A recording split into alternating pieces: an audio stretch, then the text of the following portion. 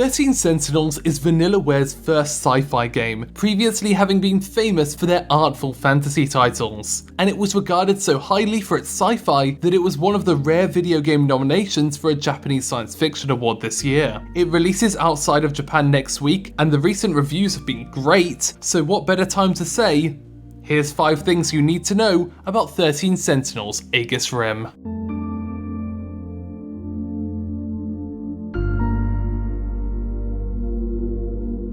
Vanillaware is a small team led by game director, artist, and writer George Kamitami. He's dictated the aesthetic of these remarkable games for over a decade, but the move to sci-fi posed a big challenge. In fantasy, you can get away with reusing a lot of background assets, but when you're trying to portray a realistic city in Japan, you need a load more detail. This was the staff's first time doing 3D backgrounds as well, so they had a lot of difficulty representing depth realistically. This is just one of the things that made 13 Sentinels one of the company's most difficult games to make. But unfortunately, no matter how difficult a game is to make, publishers aren't so empathetic. Kamitami is a perfectionist, and although he handed off some of the art duties, this was just because the writing was so difficult. 13 intertwining stories. He did so many rewrites and so much art supervision that Atlus executives got angry at him during a 2018 Tokyo Game Show after party due to all the delays. These rewrites got so numerous that he was still writing battle lines up until October 2019. Just a month before the game released in Japan.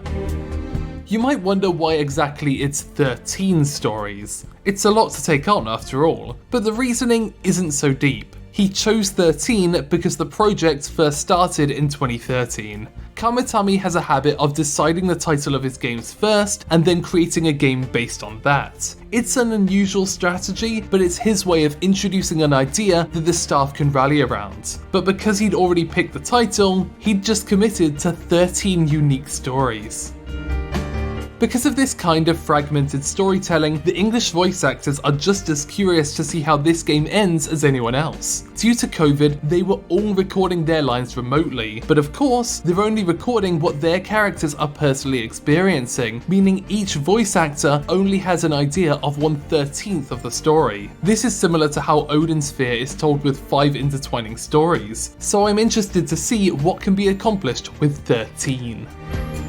Once upon a time, mecha anime was king. There was a load being made and a load of people to watch it. But since those days, mecha has kind of fallen by the wayside. This has resulted in a lot less people being able to create 2D mechanical animation, instead hiring 3D companies to take over. 13 Sentinels ran into this same problem, wanting to have 2D mecha animation in the battles before realizing nobody at the company could draw it. Instead, they have these short 2.5D videos that play to demonstrate what each attack does. It's not as intensive as doing full 2D animation, but it shows off the appeal of Kamitami's mecha designs. Thanks for watching OTAQUEST in Japan. Feel free to subscribe to find out more about the art and creation of Japanese pop culture.